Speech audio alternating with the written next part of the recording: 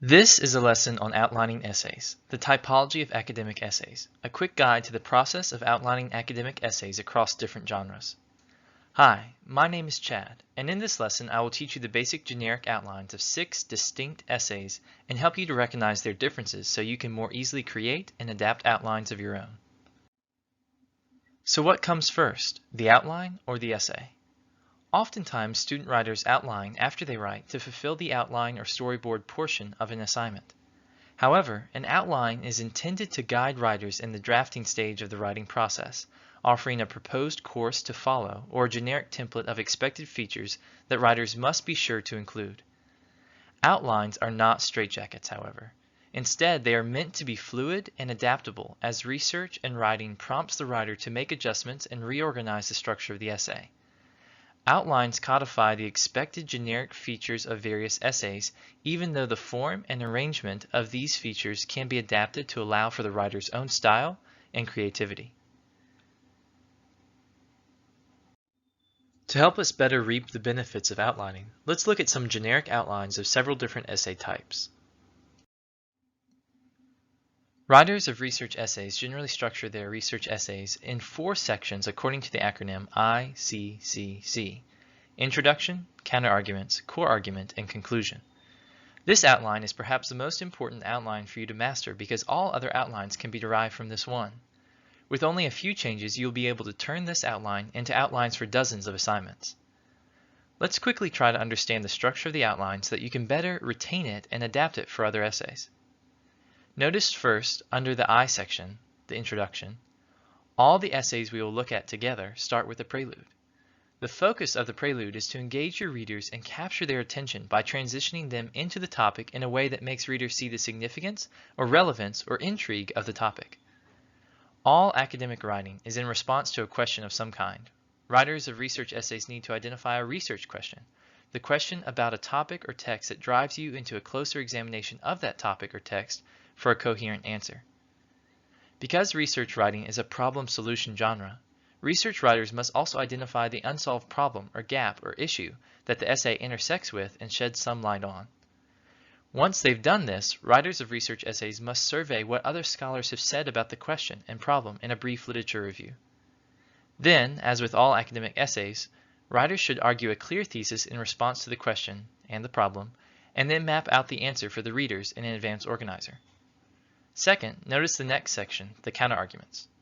Because writers of research essays have to do research and engage what other scholars think, they begin to identify semi-distinct positions, noting representative scholars from those positions. Then writers of research essays quote and summarize opposing positions, ending with their own evaluation of those positions, pinpricking a few precise issues that should lead readers to search for a more likely position. Third, notice the next section, the core argument. In this section, writers of research essays defend their thesis with reasons and evidence, engaging scholars for support and rebutting any possible objections to their position. Fourth, notice the final section, the conclusion. All academic essays typically include a conclusion, restating the thesis and discussing implications. However, writers of research essays return to the research problem to pose a solution, even if only a partial one, drawn from the results of their research. The basic elements included in this outline are the expected features of this genre of writing. An academic research essay that lacks these features fails to meet the standard expectations of the genre. Take time to master this basic outline. It will help you learn to recognize the structure of arguments when you read, and it will help you organize your thoughts in outlines and essays across many genres. Now, as you can see, the primary difference between an analysis essay and a research essay is that the research essay situates its argument in conversation with other scholars in the introduction, counterarguments, and core argument, whereas the analysis essay does not. In analysis writing, writers are focused almost exclusively on the primary source they will be analyzing and are not required to devote themselves to surveying, engaging, and critiquing other scholarly positions.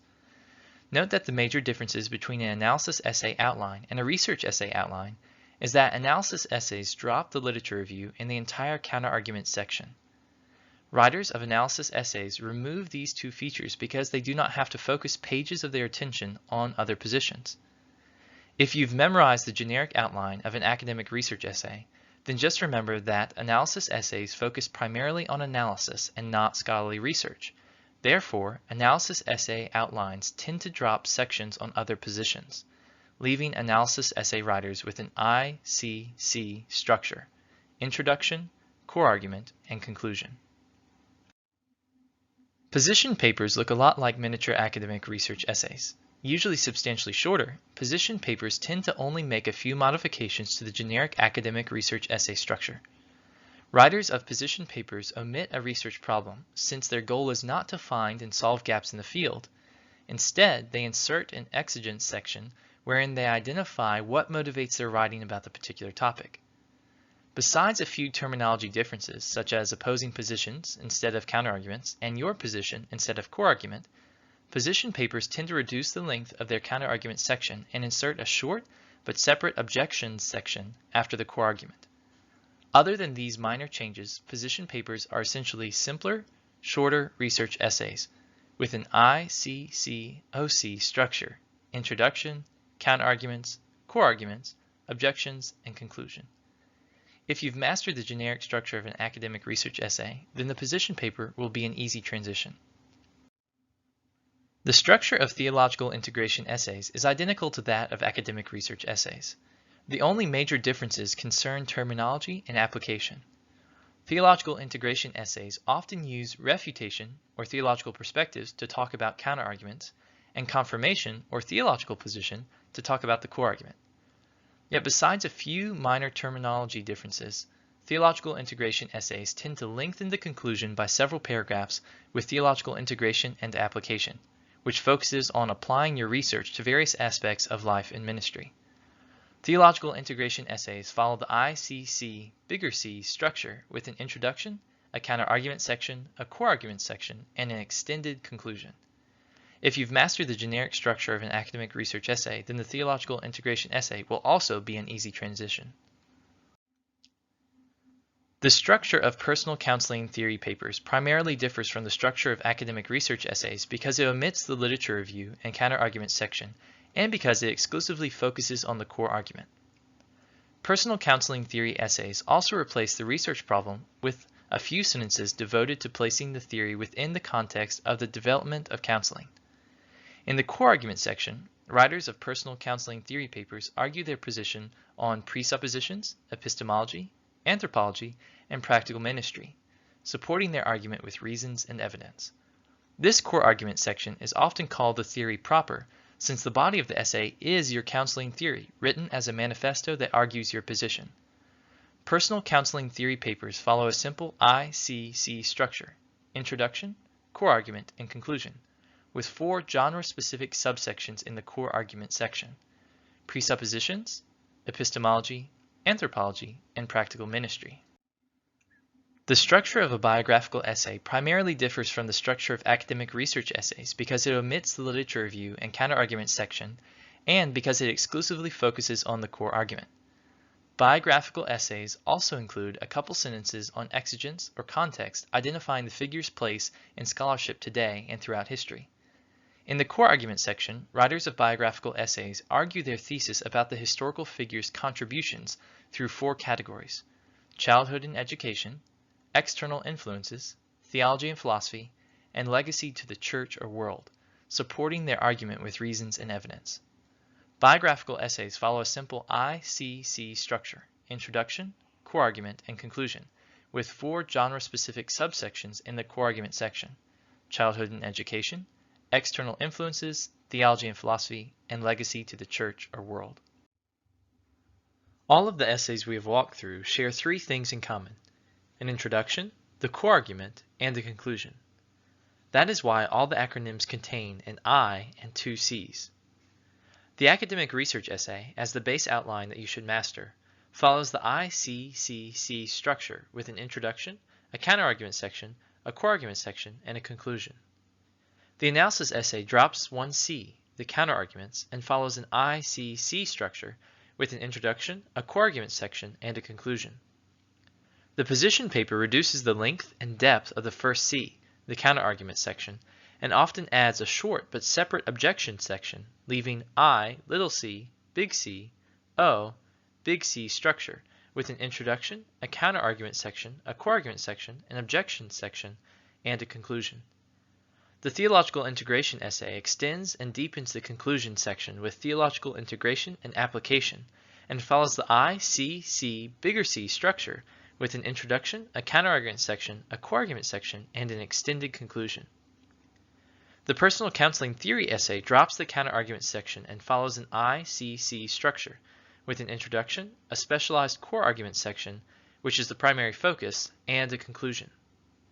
And lastly, the biographical essay mirrors the personal counseling theory paper with an introduction, a specialized core argument section, which is the primary focus, and a conclusion.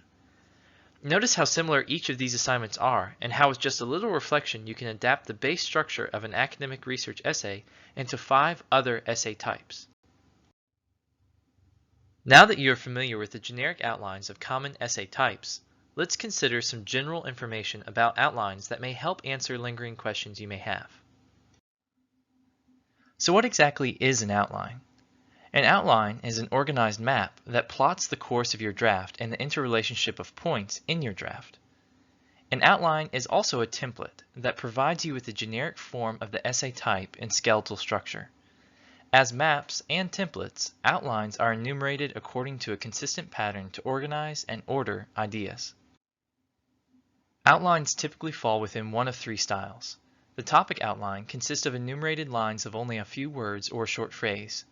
This style is particularly useful when trying to outline your thoughts quickly or when you possess a mastery of a topic and only need a few words to recall your thoughts. The sentence outline consists of enumerated lines of complete independent clauses. This style is probably the most common form of essay outlines and is the style recommended by the authors of the craft of research because it allows for quick scannable content while also allowing room for more content and reflection. The paragraph outline consists of enumerated lines of several consecutive sentences that make up a substantial corresponding portion in the essay. This style is particularly useful for extended projects and for writers who have already entered the drafting stage. This style allows writers to draft their paper in miniature under each point of the outline and then copy blocks of text into their essay. Regardless of what style you choose, you need to devise a consistent scheme for arranging your outlines. The one I most commonly use features capital Roman numerals for main points, capital Arabic numerals for subpoints, lowercase Roman numerals for sub-subpoints, and so forth in alternating order. According to the conventions of outline usage, never use a subpoint or a sub-subpoint unless you have at least one other corresponding subpoint or sub-subpoint. In the example to the right, the outline is missing subpoint B and is therefore an incomplete outline. As you reflect on the generic outline types and on the general information about outlines, here are a few helpful tips for mastering the use of generic outlines. Learn by heart the generic outline of an academic research essay. Also, learn by heart the 1 or 2 primary changes you must make to the academic research essay outline to generate one of the other 5 outlines. Practice the process by outlining your various essays before you begin to write. Before long, you will be able to quickly do most of this work in your head, making writing across genres easier than ever before. I hope you have found this quick lesson helpful as you seek to outline academic essays across different genres. For more information, check your writing manuals, visit local writing centers, or consult online writing helps. Or check out more videos at our YouTube channel. And visit Southeastern's Writing Center website where you will find dozens of helpful links and handouts offering writing assistance for a variety of situations and audiences. Thank you.